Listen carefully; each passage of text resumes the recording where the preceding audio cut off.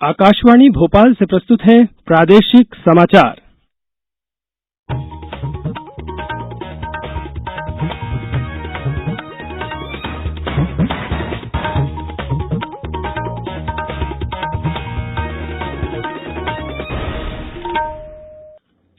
नमस्कार, समाचारों के साथ मैं नवनीत चौबे। पहले एक अपील। देश भर में 18 वर्ष से अधिक आयु वर्ग के लिए सरकारी केंद्रों में निःशुल्क कोविड टीकाकरण अभियान जारी है। युवाओं से आग्रह है कि टीका जरूर लगवाएं और अन्य लोगों को भी इसके लिए प्रोत्साहित करें। जब तक आवश्यक न हो, घर से बाहर न निकलें और सुरक्षा के 3 सरल उपायों का पालन करें। मास्क लगाएं, 2 गज की सुरक्षित दूरी बनाए रखें, हाथ और चेहरा साफ रखें। कोविड संबंधी जानकारी और मार्गदर्शन के लिए राष्ट्रीय हेल्पलाइन नंबर 011-2397-8046 और 1075 पर संपर्क करें। अब इस बुलेटिन के समाचार। सबसे पहले मुख्य समाचार। प्रधानमंत्री ने 13वें ब्रिक्स शिखर सम्मेलन की अध्यक्षता की। कहा, विश्व की उभरती अर्थव्यवस्था के लिए सशक्त आवाज बन चुका है ब्रिक्स सम्मेलन। प्रदेश में डेंगू और चिकनगुनिया का उपचार आयुष्मान योजना में शामिल होगा। गणेश चतुर्थी का पर्व आज समूचे देश में भक्तिभाव से मनाया जा रहा है। अब समाचार विस्तार से। प्रधानमंत्री नरेंद्र मोदी ने कहा कि पिछले 1.5 दशक में ब्रिक्स ने कई उपलब्धियां हासिल की है और यह विश्व की उभरती हुई अर्थव्यवस्था के लिए एक सशक्त आवाज बन चुका है।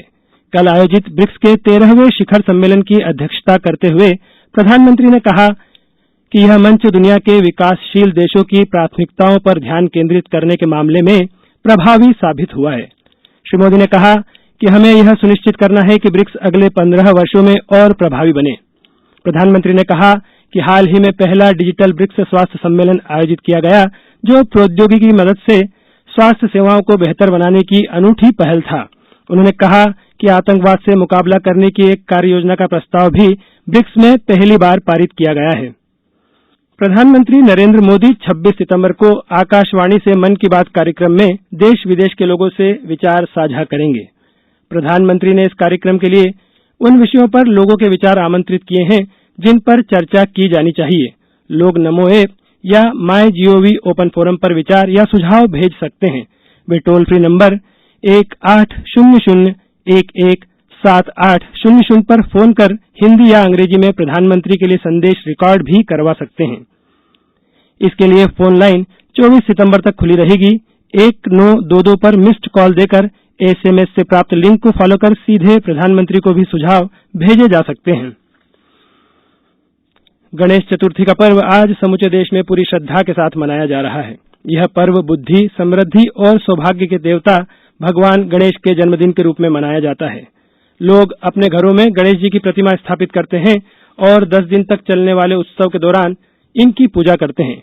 राष्ट्रपति रामनाथ कोविंद, उपराष्ट्रपति एम वेंकैया नायडू, प्रधानमंत्री नरेंद्र मोदी, मध्य प्रदेश के राज्यपाल मंगू भाई पटेल और मुख्यमंत्री शिवराज सिंह चौहान ने गणेश चतुर्थी के अवसर पर देशवासियों को बधाई दी है। मुख्यमंत्री श्री चौहान ने आमजन से आह्वान किया है कि पर्यावरण संरक्षण का ध्यान रखते हुए मिट्टी से निर्मित लघु गणेश प्रतिमाओं की स्थापना का प्रयास किया जाए। अब समाचारों में वक्त है एक ब्रेक का। कोविड-19 से बचाव और सुरक्षित रहने के 3 उपाय। मास्क लगाएं, 2 गज दूरी है जरूरी, सुरक्षित दूरी रखें, हाथ और मुंह साफ रखें। ब्रेक के बाद समाचारों में एक बार फिर आपका स्वागत है। राष्ट्रपति रामनाथ कोविंद ने आज तमिलनाडु और उत्तराखंड में नए राज्यपालों की नियुक्ति कर दी है। नागालैंड के राज्यपाल आर.एन. रवि को तमिलनाडु का राज्यपाल नियुक्त किया गया है। सेवानिवृत्त लेफ्टिनेंट जनरल गुरमीत सिंह को उत्तराखंड का राज्यपाल नियुक्त किया गया है। पंजाब के राज्यपाल का अतिरिक्त प्रभार संभाल रहे तमिलनाडु के राज्यपाल बनवारी लाल पुरोहित को पंजाब का नियमित राज्यपाल नियुक्त किया गया है। राष्ट्रपति सचिवालय ने कहा कि असम के राज्यपाल प्रोफेसर जगदीश मुखी को नियमित व्यवस्था होने तक नागालैंड के राज्यपाल के कार्यों के निर्वहन के लिए भी नियुक्त किया गया है। भोपाल गैस त्रासदी राहत एवं पुनर्वास मंत्री श्री विश्वास कैलाश सारंग ने आज गैस राहत संचालनालय में गैस त्रासदी में दिवंगत व्यक्तियों की कल्याणी महिलाओं को पेंशन राशि ऑनलाइन ट्रांसफर की।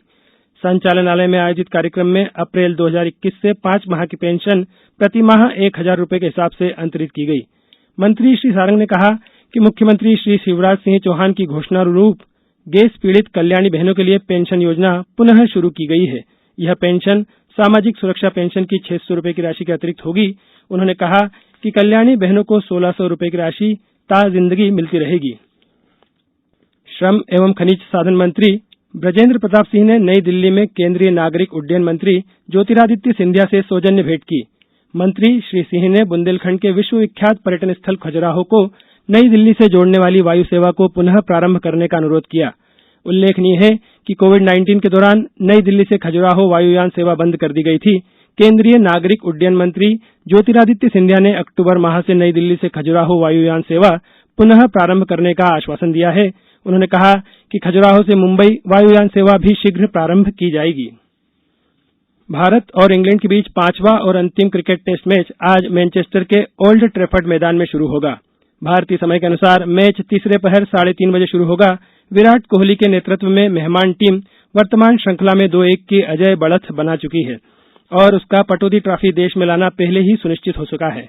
भारतीय टीम की कोशिश होगी कि इंग्लैंड की धरती पर 3-1 से विजय प्राप्त कर अब तक की सर्वोत्तम टीम बन सके। भारतीय टीम एक ही वर्ष में ऑस्ट्रेलिया और इंग्लैंड से टेस्ट श्रृंखला जीतने की उत्कृष्ट उपलब्धि हासिल करने से एक मैच दूर है। प्रदेश में टीकाकरण का आंकड़ा 5 करोड़ को पार कर गया है। कल तक वैक्सीन के कुल 5,69,857 से अधिक डोज लगाए गए हैं। इनमें 4,06,90,000 लोगों को पहली डोज और 93,79,000 से अधिक लोगों को पहली और दूसरी डोज लगाई गई है। वर्तमान में प्रदेश में 73% लोगों को वैक्सीन की प्रथम डोज लगाई गई है, जबकि 17% पात्र हितग्राहियों को दोनों डोज लगी है। मुख्यमंत्री शिवराज सिंह चौहान ने कहा है कि केंद्र सरकार से मध्यप्रदेश को आवश्यकता के अनुसार कोविड से बचाव की वैक्सीन प्रदाय की जा रही है। उन्होंने डेंगू और चिकनगुनिया को लेकर विशेष सावधानी बरतने के निर्देश देते हुए कहा कि इसका इलाज भी आयुष्मान योजना के तहत किया जाएगा। केंद्रीय स्वास्थ्य मंत्री श्री मनसुख मंडाविया से हुई चर्चा के बाद मुख्यमंत्री श्री चौहान ने बताया कि केंद्रीय स्वास्थ्य मंत्री ने आश्वस्त किया है कि मध्यप्रदेश को अब तक जिस तरह जरूरत के अनुसार वैक्सीन डोज मिलते रहे हैं, आगे भी पर्याप्त डोज मिलेंगे। इस आपूर्ति से आगामी 17 सितंबर को संचालित किए जा रहे वैक्सीनेशन महाअभियान को सफल बनाने में सहयोग मिलेगा। गौरतलब है कि प्रधानमंत्री श्री नरेंद्र मोदी के जन्मदिवस से यह महाअभियान संचालित किया जा रहा है। अब कुछ समाचार संक्षेप में। हिमाचल प्रदेश के मुख्यमंत्री जयराम ठाकुर आज आगरमालवा जिले के नलखेड़ा आएंगे। वे यहां विश्व प्रसिद्ध मां बगलामुखी के दर्शन कर पूजा अर्चना करेंगे। ग्वालियर के राजमाता विजयाराजे सिंधिया एयरपोर्ट का विस्तार किया जाएगा। केंद्रीय कृषि मंत्री नरेंद्र सिंह तोमर के निर्देश पर इसके लिए 110 एकड़ जमीन एयरपोर्ट अथॉरिटी को आवंटित कर दी गई है। शिवपुरी में त्योहारों को देखते हुए शांति और सद्भाव समिति की बैठक आयोजित की गई। बैठक में सभी त्योहार कोविड दिशा निर्देशों का पालन करते हुए मनाने की अपील की गई है। रायसेन कलेक्टर अरविंद दुबे ने कल जिले में जल जीवन मिशन के अंतर्गत किए जा रहे कार्यों की समीक्षा की। उन्होंने कहा कि घर घर नल से पेयजल पहुंचाने की इस योजना में गुणवत्ता का पूरा ध्यान रखा जाए। इस बुलेटिन के अंत में मुख्य समाचार एक बार फिर। प्रधानमंत्री ने 13वें ब्रिक्स शिखर सम्मेलन की अध्यक्षता की। कहा, विश्व की उभरती अर्थव्यवस्था के लिए सशक्त आवाज बन चुका है ब्रिक्स सम्मेलन।